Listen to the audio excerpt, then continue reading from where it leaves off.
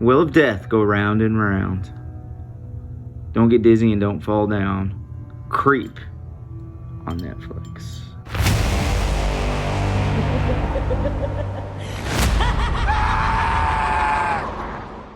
How's everyone doing? My name's Luke. I'm Ainsley. And we are Scream Queenie.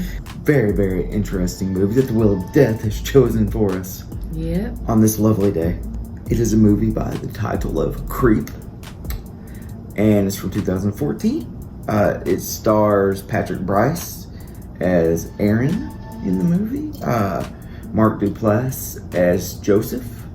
And then it's released by Blumhouse. And we watched it on Netflix. Is that right? Mm-hmm. On Netflix, yeah. The story, my friend, pretty simple, I think. The story is pretty simple, yeah. It's about a guy who gets a lead on a job for a filmmaker that all he has to do is show up at this guy's house, film a day in the life of. The man says, Joseph says that he's dying of a brain tumor and his wife is pregnant, and he wants him to film a day in the life so that he can have something to show his child when the child is born. So there was this movie, I want to say back in the 80s, early 90s, called My Life, and it was with Michael Keaton, and it was kind of, they mention it, Joseph mentions it in this movie, and I remember it being like a big tearjerker for people during that time because the father, Michael Keaton in the movie, did have cancer. And basically, it's shown from like the home video shot perspective throughout the whole thing, and then at the end you watch as the father. I mean, it's not just a day in the life of. It's like the whole thing until the Michael Keaton's character dies of cancer. So I know it sounds like an outlandish thing, but that's actually a movie that was made, so you could see where somebody might get an idea to do something like that. So to take it seriously. I don't think the premise sounds that outlandish. Yeah. But as the day goes on, Joseph gets weirder and weirder. He's weird from the start because he starts out in a bathtub. Like, he goes, I'm about to get in the bath. And because, you think, I guess tubby time that he had with his father is what he said. Gets weirder and weirder. Takes him to like a remote location. Yeah. There's a heart rock. They go down and bathe in the miracle waters of this thing. Throughout the time, Joseph is always trying to jump out and scare him all the time. He thinks that's hilarious to jump out and scare him. Eventually, Aaron has to have his car towed to get back to his house. Gets back to his house, thinks everything's fine. Starts receiving videos and other mementos in the mail from Joseph. There is this like wolf mask that Joseph has in Sweet Tooth? No, Peach Fuzz. Peach Fuzz. It's called Peach Fuzz, and it's like a wolf mask. And I mean, he keeps making up, like he always has an answer for the stuff that he has. Like he says that his wife was into like animal porn or something, and so he puts together this whole story that he got the mask because of something to do with that, and then he tells him he lied about it later. He's like, I lied about it because his wife ended up being his sister. So he finds out he doesn't have cancer, he doesn't have a brain tumor, but as you said, he gets his car towed, he gets back to his place of residency, and he continues to get these packages and videos from him. One of them has a video that he puts in. It also has a wolf, like a little wolf, a stuffed wolf, in it, and a knife, and inside the wolf is a locket with a picture of the two of them, with a heart on the, like it's in the shape of a heart, and then it's got their initials on it. J+A is what it says. He throws all the stuff away and he's like, I'm pretty much done with this, right? Then he's kind of freaks out because he starts kind of hearing things, and then he runs outside and goes all the way. I mean, there's like a 5-minute scene in there. I think they went a little far with that one. A 5-minute scene where he's like going in the dark down these dark alleys, and then he runs into a trash can that's like dumped over. Goes outside, leaves his door wide open, and says, "Oh, darn raccoons," or something like that. I mean, basically, like he thinks it was raccoons, and then he wakes up in the morning, and his screen window has been broken. Slit. Yeah, and then there's another movie there, and it says "My Last Video" on it.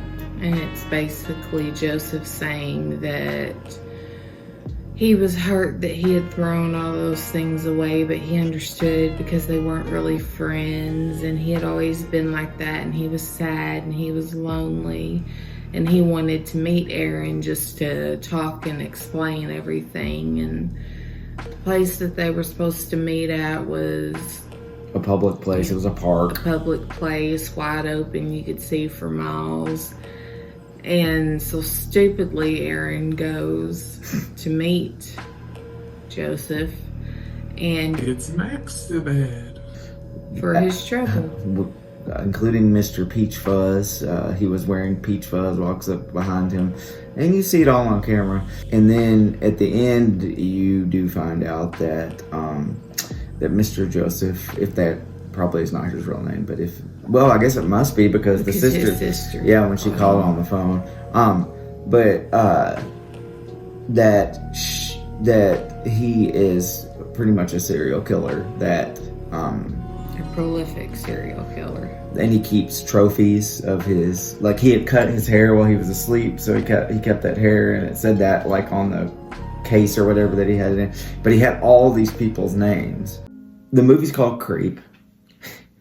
So you already know that this guy's probably a weirdo creep guy, right? I mean, like he kind of gives you the heebie-jeebies. The movie made me uncomfortable at parts.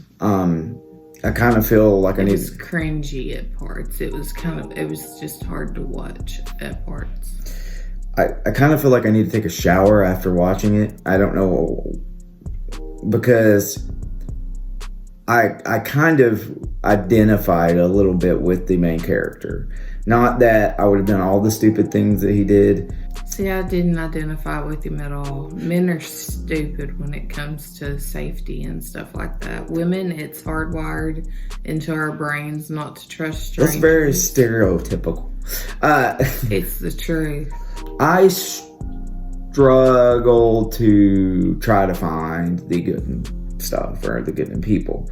Even when he was lifting the axe up, you know how it took him a minute? Like he went to do it. I'm like, well, he's not. Maybe he won't do it.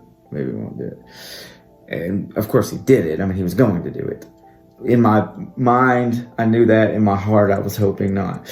Because Aaron was a good guy, pretty much, you know? I mean, he had a good heart. He went there. And that was kind of explained by him at the end, which it didn't matter how good of a person he was still going to kill him regardless. Yeah. So I was able to kind of identify in that aspect. For a cast of 2 people, first off, Mark Duplass, it was amazing in this. I think he did a very good job of making you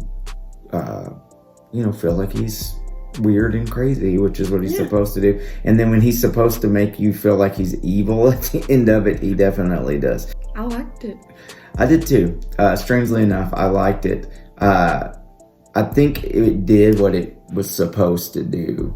Like, the feelings it's supposed to give you, I feel like it gave those to me. Now, there's a second part of this, and I would love to put it on the Wheel of Death because I would really, really like to watch it at some point. As far as ratings go with the screen counter, I will let you go first, my friend.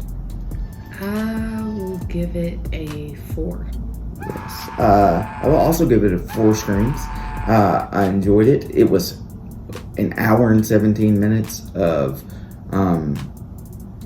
uncomfortableness, creepiness, some entertaining parts. I feel like what this set out to do, it did. It did very well. And once again, for a 2-man cast, as well as probably what budget they were working off of, So check this one out, I'd say. And if anyone knows anything about the sequel and if it's worth checking out, please let us know. We're probably going to put it on the Wheel of Death and watch it regardless. But in the comment section, please comment. Let us know what you think about this, what you think about our show, what you think we can do better, what we're doing awesome. If you think that we need to wear costumes, I don't know, whatever. As always, like, subscribe, and share with all your friends and other enemies and family members who are enemies or friends, and your pets. Sometimes pets like to watch too. I am Luke. I'm Ainsley. And we are Screen Queenie. with all our powers combined. Catch you guys next time. Bye. Bye.